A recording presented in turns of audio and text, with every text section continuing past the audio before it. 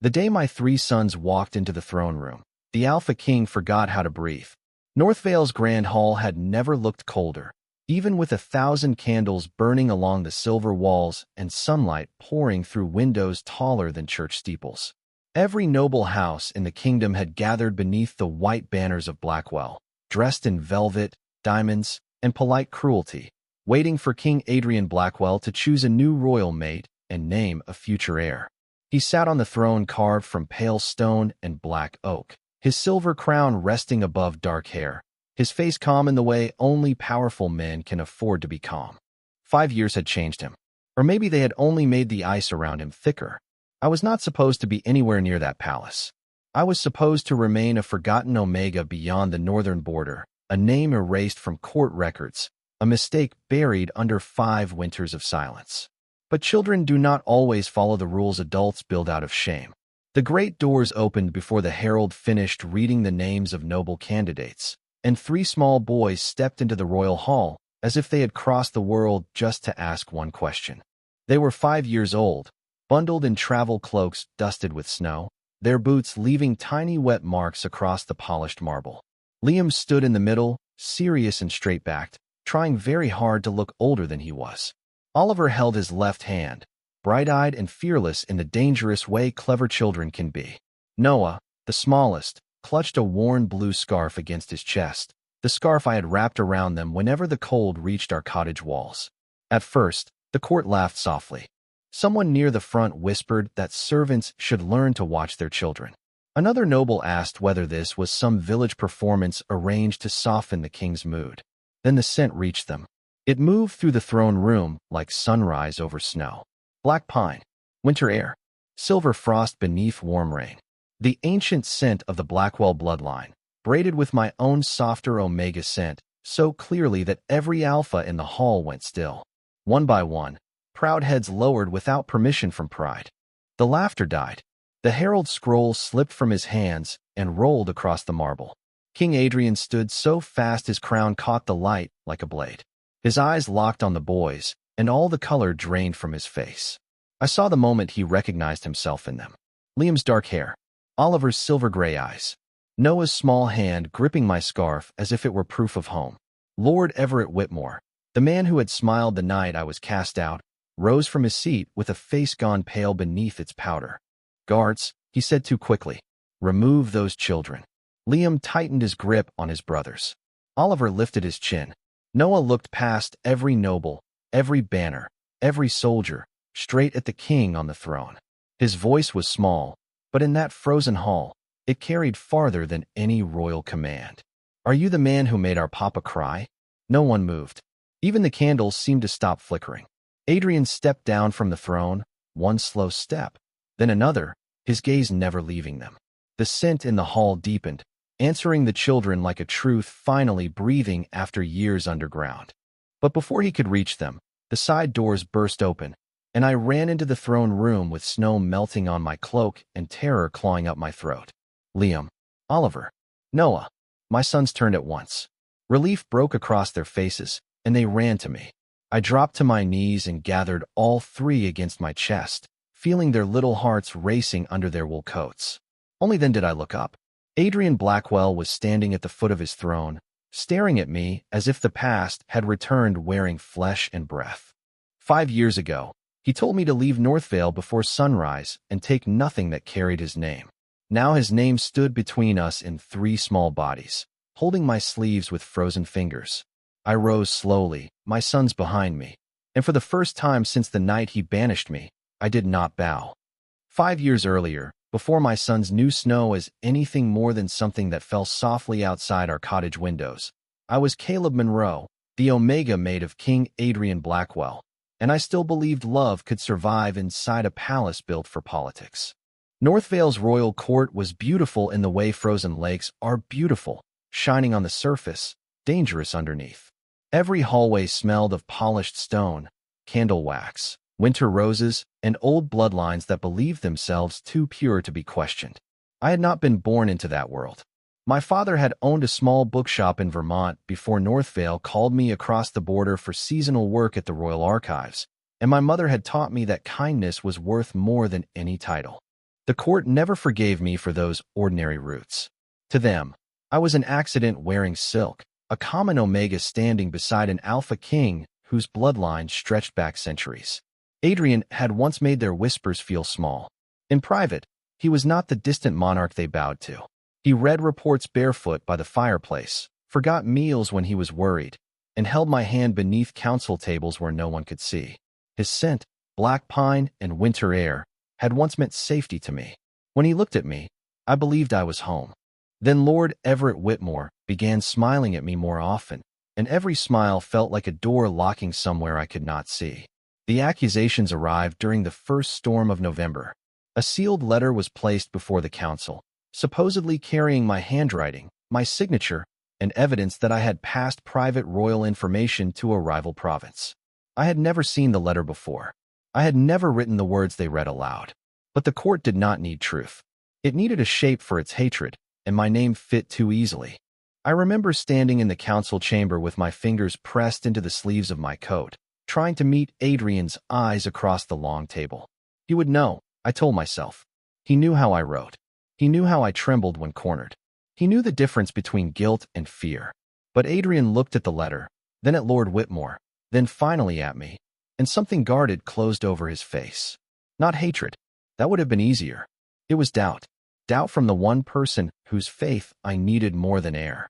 Caleb, he said, his voice low, strained beneath the weight of every noble watching us. Tell me this is false. It is false, I said immediately. Adrian, I swear it. A murmur moved through the room. Lord Whitmore lowered his eyes with perfect sorrow. Your Majesty, affection can blind even the strongest alpha. I turned toward him. You did this. Enough, Adrian said. The word cracked through the chamber, and silence fell. I stepped toward him despite the guards near the walls, despite the council, despite the sickness rising in my throat that had started 3 mornings earlier and filled me with a hope I had not yet dared name. Please, I whispered, listen to me alone. There is something you need to know. His eyes flickered to my hand as it moved unconsciously toward my stomach, but Lord Whitmore spoke before the moment could become understanding.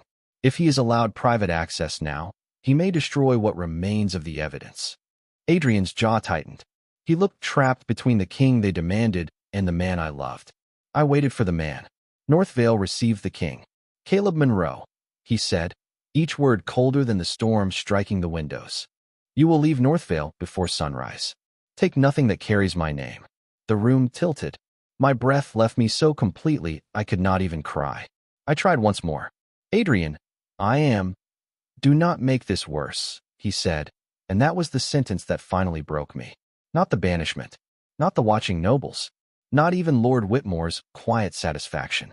It was the way Adrian chose not to hear me when my whole future was standing on the edge of my tongue.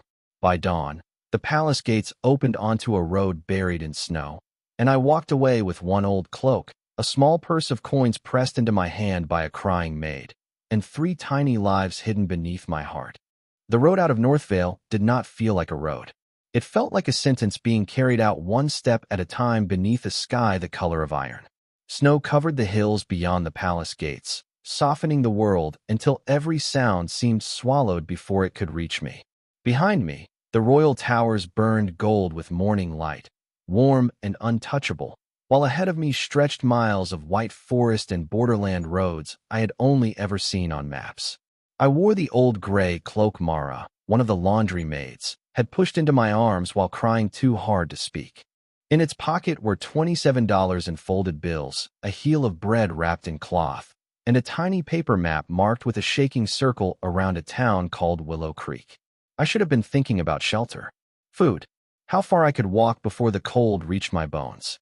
Instead, I kept replaying Adrian's last words until they no longer sounded like language, only pain. Take nothing that carries my name.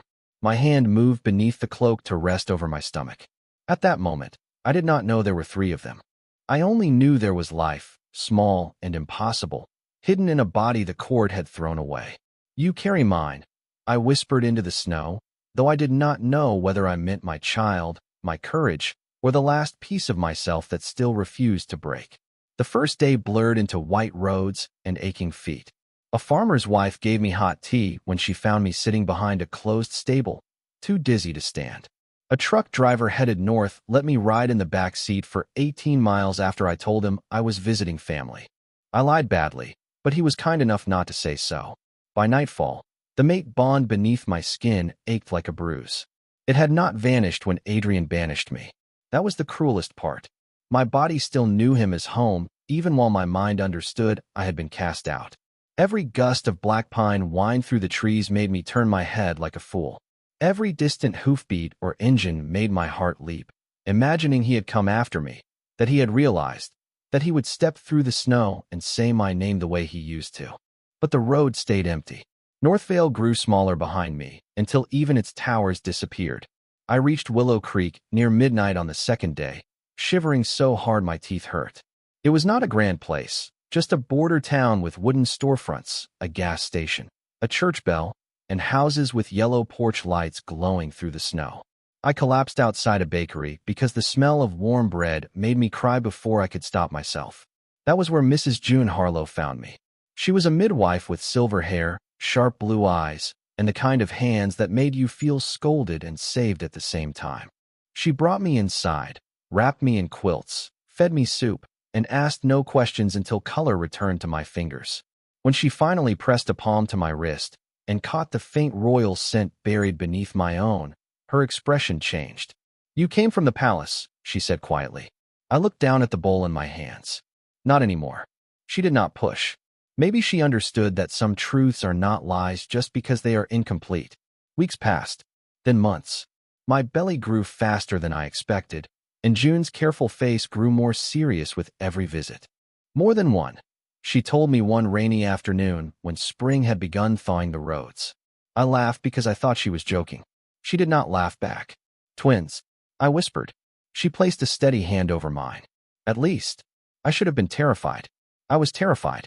But later that night, alone in the small room above June's bakery, I felt the first real flutter of movement, then another, then a third, like 3 tiny sparks answering one another in the dark. For the first time since the palace gates closed behind me, I smiled without it hurting. "All right," I whispered, tears slipping down my face. "Then we will become a kingdom of 4. Summer came with green fields and warm rain. I learned to knead dough, sew hems, stretch soup, and sleep sitting up when my back ached too much to lie down. I wrote no letters to Adrian. I sent no word to Northvale. Pride had nothing to do with it. I was afraid that if I reached for him and he turned away again, whatever was left of me would not survive it. The boys were born just before dawn in early September, while rain tapped softly against the bakery windows. Liam came first, silent for one breath, then furious. Oliver followed, waving one tiny fist as if offended by the world. Noah arrived last, smaller than his brothers, but when he cried, every candle in the room seemed to lean toward him.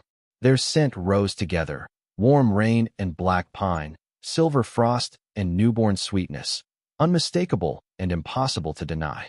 June looked from their dark hair to the small crown-shaped marks near each tiny shoulder, and all the softness left her face. She wrapped them carefully, one by one, and handed them to me as if placing a secret history in my arms. "These are not hidden children, my lord," she whispered. "They are hidden heirs." I looked down at my sons, at the future Adrian had sent into exile without ever knowing their names, and held them close enough to feel 3 small heartbeats against mine. "No," I said softly. "They are my children first." For 5 years, Willow Creek was small enough to keep us hidden and kind enough to let us breathe. Our cottage sat behind June Harlow's bakery, painted pale yellow with white trim and a crooked porch that creaked whenever the boys ran across it. In the mornings, the whole house smelled of flour, cinnamon, warm milk, and rain on the garden soil.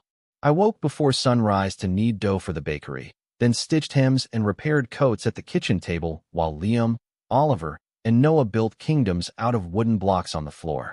They were never ordinary children, no matter how hard I tried to give them an ordinary life. Liam, the oldest by 12 minutes, lined up his toy soldiers by size and corrected adults when they forgot to say please.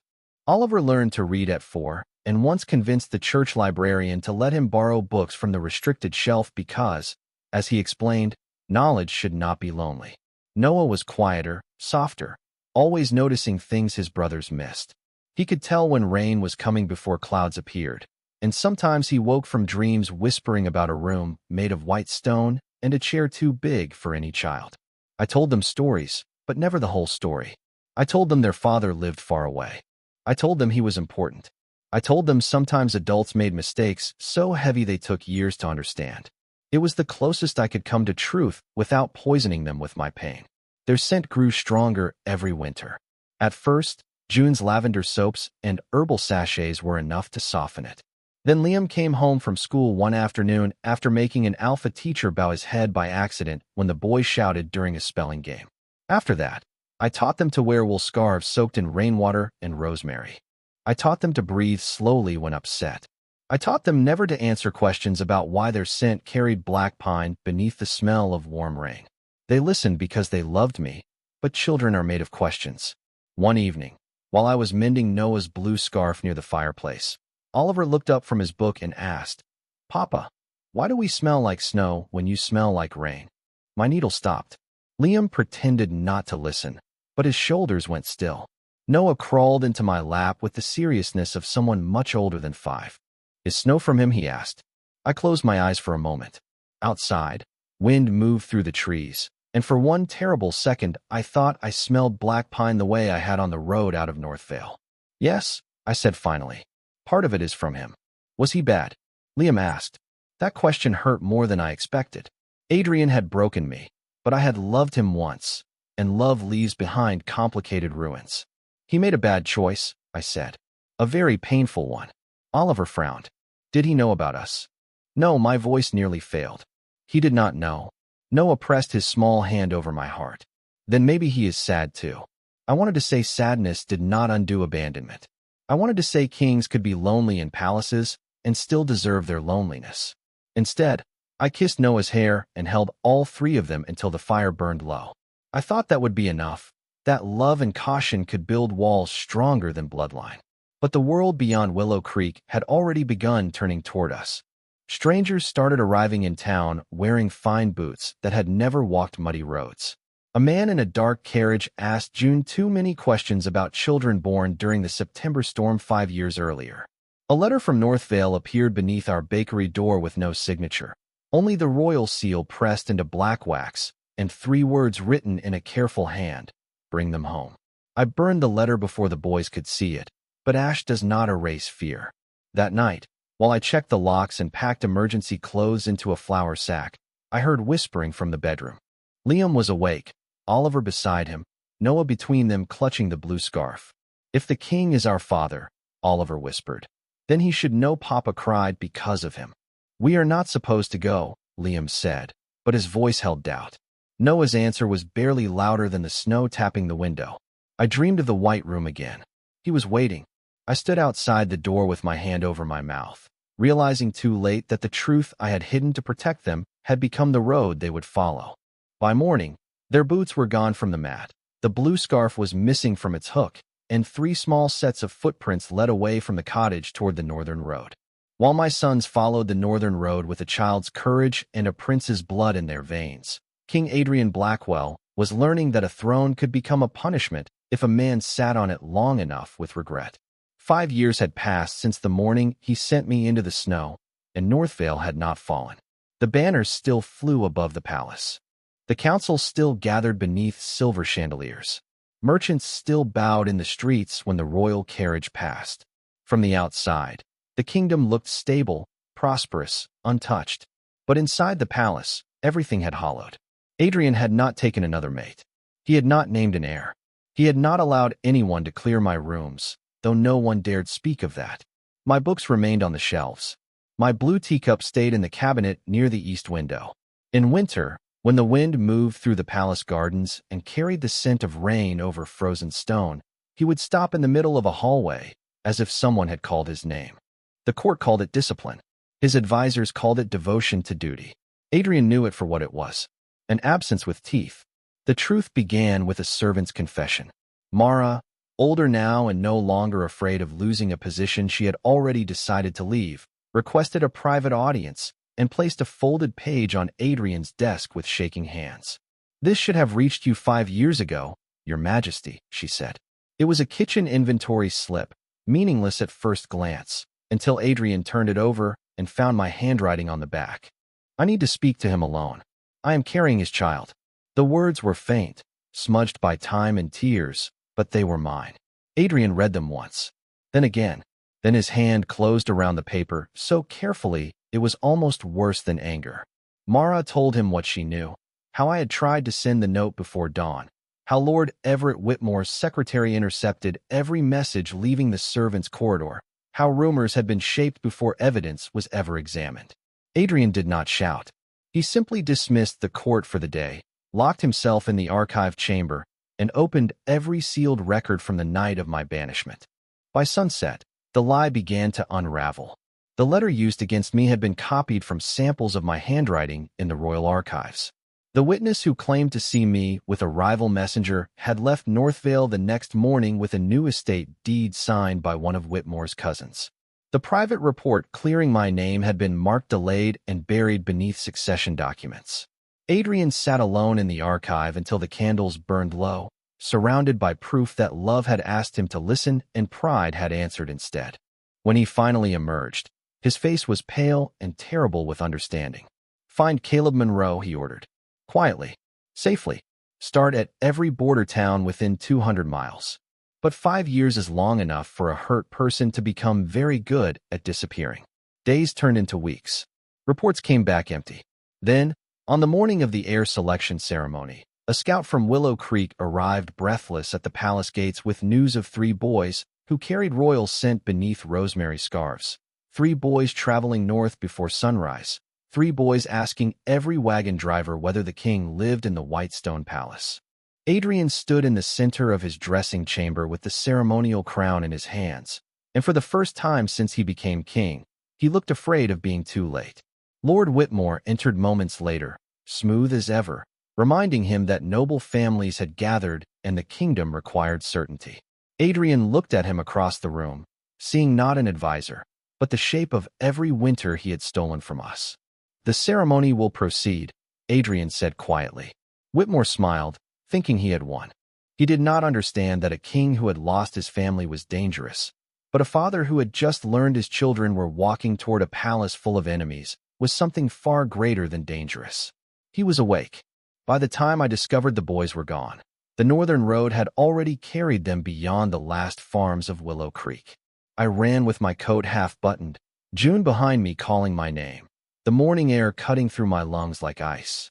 Their footprints were small and close together at first, pressed into the frost beside wagon tracks, then scattered near the main road where the snow had been churned by horses, boots, and wheels. Liam had tried to lead them carefully. I could see it in the pattern, 1 set of prints slightly ahead, 2 following. My brave, serious boy, trying to protect his brothers from a world he did not understand. A neighbor with a delivery truck told me he had seen 3 children climb into the back of a produce wagon headed toward Northvale, wrapped in cloaks and pretending to be traveling with cousins. My heart dropped so hard I nearly lost my balance.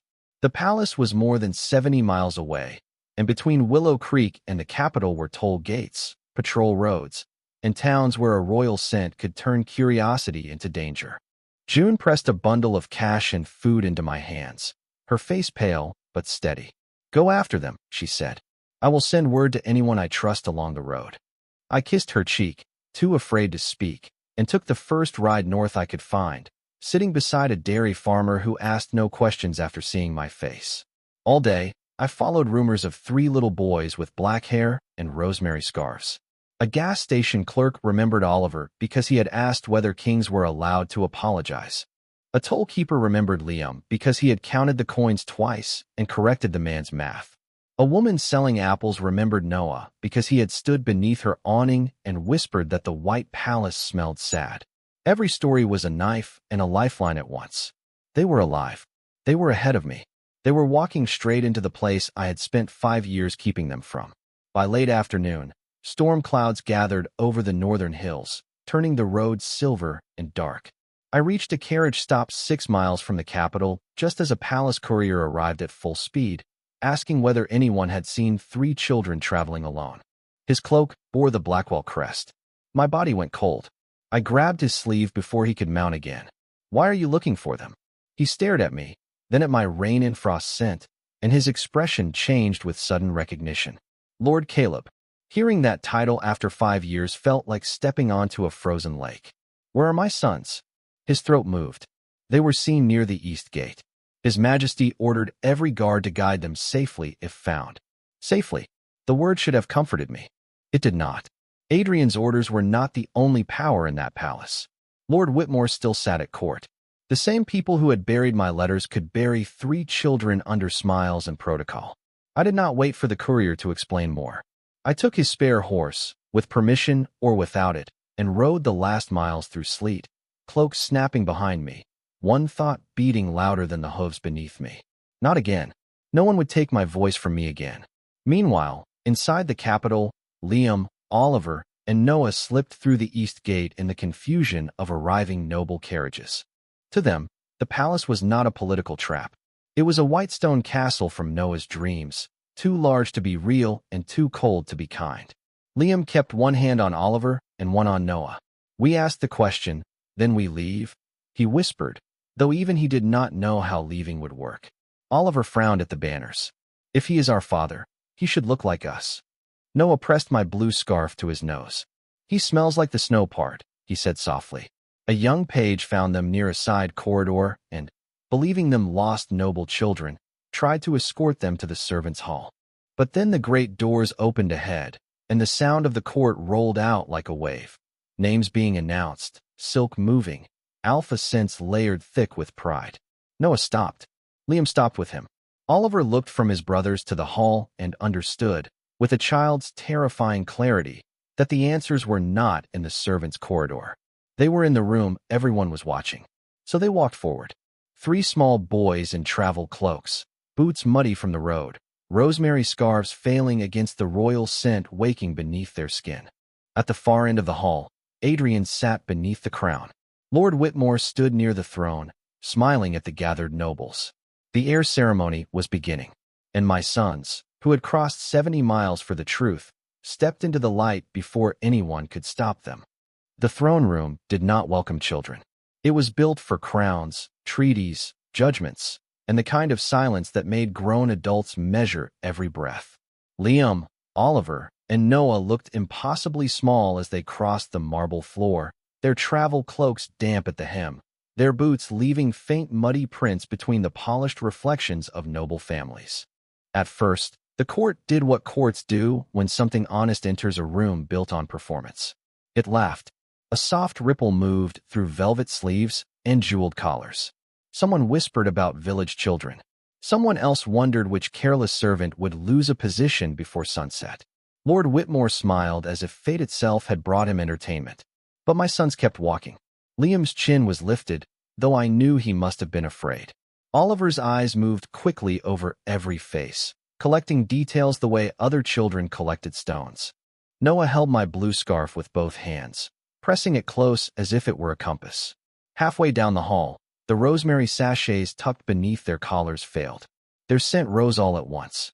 Warm rain first, soft and familiar, the part of them that was mine. Then black pine, silver frost, the clean, ancient winter air of the Blackwell line. It spread through the throne room with the quiet force of truth. The laughter stopped so quickly it felt cut from the air. A noble alpha near the aisle lowered his head before he understood he was doing it. Then another. Then another. The proudest bloodlines in North Vale bowed by instinct to 3 children in muddy boots. Adrian's hand tightened on the arm of his throne. For 5 years, that throne had made him look untouchable. Now it looked like a cage he had built around himself. He stood slowly, the crown above his dark hair catching the candlelight, his silver-gray eyes locked on the boys as if the world had narrowed to 3 small faces. Liam stopped at the foot of the steps. He looked up, serious and pale, and for a heartbeat I saw the king he might become one day if life was kinder than history. "Are you King Adrian Blackwell?" he asked. Adrian's voice did not come at first. When it did, it was rough. "Yes." Oliver stepped slightly forward. "Our papa said you live far away." A murmur moved through the hall, but it died under Adrian's stare. Noah's lower lip trembled, not from fear, but from the weight of a feeling too large for a child to carry. "You smell like the snow part," he whispered. Adrian descended one step. Lord Whitmore moved quickly, his face tight now. Your Majesty, this is clearly a disruption arranged by those who oppose the succession. The children should be taken aside until their origins can be verified. Liam turned toward him with the sharp dignity of a boy who had spent his life watching his papa work too hard to be insulted by men in fine coats. We know our origins, he said. Our papa is Caleb Monroe. The hall changed again, not louder, but deeper, as if a hidden door had opened beneath everyone's feet. Adrian went still. The name struck him visibly. I was not there yet, but I felt that moment later in every version told to me. The king standing before the sons he had never known, hearing the name he had trained the court not to speak. Oliver reached into his coat and pulled out the burned-edged scrap of the letter I thought I had destroyed, the piece he must have saved from the hearth. Someone sent this, he said. It said to bring us home. But Papa cried when he saw it. Whitmore's eyes flashed. That proves nothing. Noah looked up at Adrian then, small fingers twisting in my scarf. Did you make him leave? The question was not loud. It did not need to be. Adrian looked at the three boys, at their dark hair, their silver eyes, their rain and winter scent, and whatever defense he might have built over 5 years fell apart in front of the entire kingdom. Yes, he said, and the words sounded like a confession carved out of bone. I did. The court went silent. Liam's face tightened. Oliver looked angry enough to cry. Noah simply stepped behind his brothers, wounded on behalf of a pain he had only known through me. Adrian came down the last step, but stopped before he reached them. He did not touch them. He did not claim them. He lowered himself to one knee on the marble so his eyes were level with theirs. Gasps broke around the room like glass. A king did not kneel before children. An alpha did not kneel before uncertainty. But Adrian Blackwell did, his crown tilting beneath the weight of a truth he could no longer outrun. I made your papa leave because I believed a lie, he said, voice low and shaking at the edges. And because I was too proud, too hurt, and too afraid to listen when he needed me. Liam stared at him. That was wrong. Adrian bowed his head. Yes. Oliver's voice cracked. He was alone. Yes. Noah whispered. We were there too. Adrian closed his eyes, and when he opened them, they shone with something no court had ever seen from him. I know now, he said, and I am sorry I was not there before you had names. That was when the side doors opened, cold air swept into the throne room, and I ran in with snow on my cloak and my heart in pieces. My sons turned toward me at once, their faces breaking with relief. I called their names, and they ran, leaving the kneeling king behind them on the marble. I dropped to my knees before my sons reached me, catching all three at once with such force that Liam complained softly into my shoulder, but he wrapped his arms around my neck anyway. Oliver buried his face against my coat, shaking with anger he had been too proud to show in front of the court. Noah climbed into my lap as if he were still small enough to fit there, clutching the blue scarf between us. For a few seconds, the throne room, the nobles, the crown, and the man kneeling on the marble all disappeared. There were only my children, warm and alive in my arms, their hearts racing against mine. You scared me, I whispered, trying to sound stern and failing because my voice broke. Liam pulled back first, his eyes wet but steady. We had to ask him. Oliver nodded fiercely. He said he was wrong. Noah touched my cheek with cold fingers. He smelled sad, Papa. That was when I looked up and saw Adrian still on one knee at the foot of the throne steps. He had not moved closer. He had not used the moment to claim them. Snowmelt dripped from my cloak onto the polished floor, and the scent of my fear, my relief, and my old wounded love spread through the hall before I could stop it. Adrian felt it. I saw the impact cross his face, not as desire, not as possession, but as grief. He rose slowly, as if standing too quickly might send us running. Caleb, he said. My name in his voice was almost worse than silence. 5 years ago, I would have crossed any room to reach him. Now I stood with my sons gathered behind me and let the whole court witness the distance he had built. Do not, I said. He stopped. Lord Whitmore seized the silence like a man grabbing a rope. Your Majesty, this display is emotional manipulation. The court cannot accept 3 unknown children and a disgraced Omega as proof of anything. Scent can be influenced. Documents can be forged. We must preserve the dignity of the crown. I turned to him, and for the first time in 5 years, I was not the trembling Omega in the council chamber. I was a father who had chased his children through sleet and fear, a father who had given birth in exile and built a life from nothing. You want proof, Lord Whitmore? My voice carried across the marble. Then let us speak of dignity. His smile tightened. I stepped forward, keeping one hand behind me so the boys knew to stay close. I was carrying them when Adrian told me to leave before sunrise and take nothing that carried his name. The court inhaled as one body. Adrian closed his eyes briefly, as if the sentence had found the deepest part of him and pressed there. I tried to tell him. I continued. I asked for one private conversation. I sent a note before dawn. That note never reached him. Mara, the former maid, stepped from the side of the hall then, older and pale, but standing tall. In her hands was the original inventory slip from the archives, preserved beneath glass. Behind her came the royal archivist with a stack of sealed records. The room shifted. Whitmore's confidence flickered. Adrian looked toward the captain of the guard. Read it aloud. The archivist's voice trembled, but every word landed clearly. The handwriting sample taken from my archive pages. The delayed report clearing my name. The estate deed given to the false witness. The servants' corridor logs altered under Whitmore's seal. One by one, the lie that had destroyed my life was brought into the light, and the people who had once watched me fall began looking at the floor. Whitmore's face drained of color. These are old administrative errors, he said. Adrian turned to him, and the king returned in full, not cold this time, but clear. No, these are crimes against the crown, against my mate, and against my sons. My breath caught at the word mate, not because it was false, but because it still had power. Adrian did not look at me when he said it, as if he knew better than to use the bond as a chain. Lord Everett Whitmore, he continued, you are removed from council authority. Your titles and holdings will be reviewed by the royal court under open witness. Until then, you will leave this hall without speaking another word to Caleb Monroe or his children. No one needed raised voices after that. Whitmore was escorted out through the same doors my sons had entered, stripped not by force, but by truth. The throne room remained silent long after he was gone. Adrian stepped down fully from the dais, removed the silver crown from his head, and placed it on the throne behind him. Without it, he looked younger, more tired, more human. He faced me, then lowered himself to one knee again, not before the children this time, but before me. Gasps rose and faded. Caleb, he said, voice rough with everything 5 years had cost. I believed a lie because it was easier than trusting the person I loved. I let pride speak louder than your fear.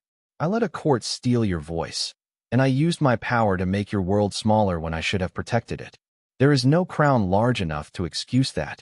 My hands shook, but I did not hide them. A public apology does not give me back 5 winters. I know. It does not give them back their first steps, their first words, their birthdays, their fevers, their questions. Adrian's face tightened with pain, but he accepted every word. I know. Liam took my hand. Oliver took the other. Noah leaned against my leg, still watching Adrian with those impossible silver-gray eyes. Adrian looked at them once, then back at me. I am not asking to be forgiven today. I am asking to spend the rest of my life proving I understand what I lost, even if all you allow me to be is useful from a distance. The court waited for my answer as if the future of Northvale depended on it. Maybe it did. I looked at the throne, at the crown, at the man kneeling below them, and then at my sons, who deserved more than my fear and more than his regret. You may know them, I said at last. Adrian bowed his head, and for the first time, the gesture did not feel like defeat. It felt like the beginning of an honest debt. But you will not command us, I added. You will not decide where we live, what name we carry, or when my heart should heal. He looked up. Never again. I believed that he meant it. I was not ready to believe more. But when Noah slipped away from my side and placed the blue scarf into Adrian's hands, the entire throne room seemed to exhale. Adrian held it like something sacred, and I realized the past had not ended. Not yet, but the silence that had buried us was finally broken. The first weeks after the truth returned to Northvale were not gentle, but they were honest, and that mattered more than peace built on silence. I did not move back into the royal chambers. I chose a sunlit house inside the palace gardens, close enough for the boys to be protected, far enough from the throne that I could breathe without feeling marble closing around my ribs. Adrian accepted the choice without argument. He sent no servants without permission, made no public claim over my schedule, and never once used the mate bond as a reason I should trust him faster than my heart allowed. Instead, he showed up every morning at 7 with his crown absent, his sleeves rolled, and 3 cups of warm chocolate balanced carefully on a tray because Liam had informed him that kings should learn basic delivery skills if they wanted to be useful fathers. Liam tested him first. My oldest son asked questions like arrows. Why did you not look for Papa sooner? Why did you believe the bad man? Why should we call you father if you were not there when Noah had a fever? Adrian answered every one without flinching, even when the truth made the room ache. Oliver tested him differently. He hid books in impossible places, changed the order of council papers, and once asked whether royal law allowed children to sue a parent for emotional damages. Adrian spent an entire afternoon helping him look up the answer in the legal archives, then admitted the kingdom could probably use better family protections. Noah did not test him at all. Noah simply followed him from a careful distance, carrying the blue scarf, watching. One evening, when Adrian sat on the garden steps instead of entering the nursery uninvited, Noah climbed into his lap and fell asleep against his chest. Adrian did not move for 2 hours. I watched from the doorway, holding a folded blanket, and felt something inside me loosen with pain and relief so tangled I could not separate them. The court changed because it had to. Lord Whitmore's crimes were tried in open session, not hidden behind royal curtains. Families who had profited from his lies lost their seats on the council. The false witness confessed in exchange for protection from the nobles who had paid him. Adrian restored my name publicly, but when he offered to restore my title as royal mate, I refused at first.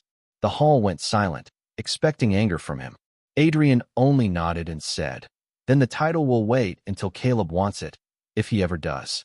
That was the day some part of me began to believe he had truly stepped down from the throne inside himself, not just the one made of stone.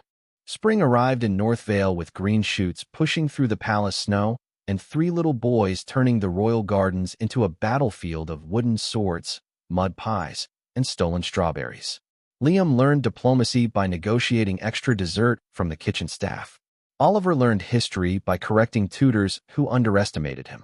Noah learned that the white stone palace from his dreams could smell less sad when the windows were open and his brothers were laughing. Adrian learned slower, but he learned. He learned how to braid scarf tassels so Noah would stop tripping over them. He learned that Oliver needed explanations, not orders. He learned that Liam relaxed only after every door was checked twice. He learned that I still woke some nights expecting snow, silence, and a road with no one coming after me. On those nights, he did not touch me unless I reached first. He simply sat outside the garden house with a lantern, visible through the window, keeping watch without making himself the center of my fear.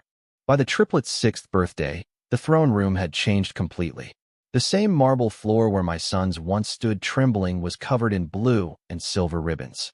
The council seats had been pushed back to make room for children from the village school, palace staff, and half of Willow Creek, because I insisted the people who had loved us in exile belonged in every celebration of our return.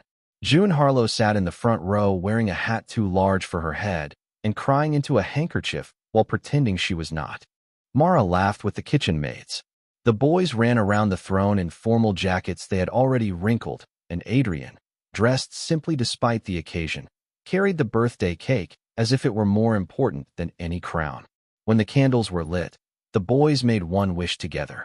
They would not tell us what it was, but Noah glanced at me, then at Adrian, and smiled like he had already seen it coming true. Later, after the guests drifted into the gardens and the hall grew quiet, I found Adrian standing beside the throne. The crown rested on the seat, untouched. He looked at it, then at the 3 small jackets abandoned across the steps. "They have made it less frightening," he said. I followed his gaze. Liam had left a wooden wolf on the armrest. Oliver had tucked a forbidden history book under the cushion. Noah's blue scarf lay across the crown like a soft ribbon of forgiveness. For years, that throne had been the place where power took my family from me. Now it looked like a place where my children had claimed the right to be loud, safe, and loved. Adrian turned to me, careful hope in his eyes. "Caleb, I know I cannot return what I stole from you." "No," I said, because truth was the foundation we had now. "You cannot.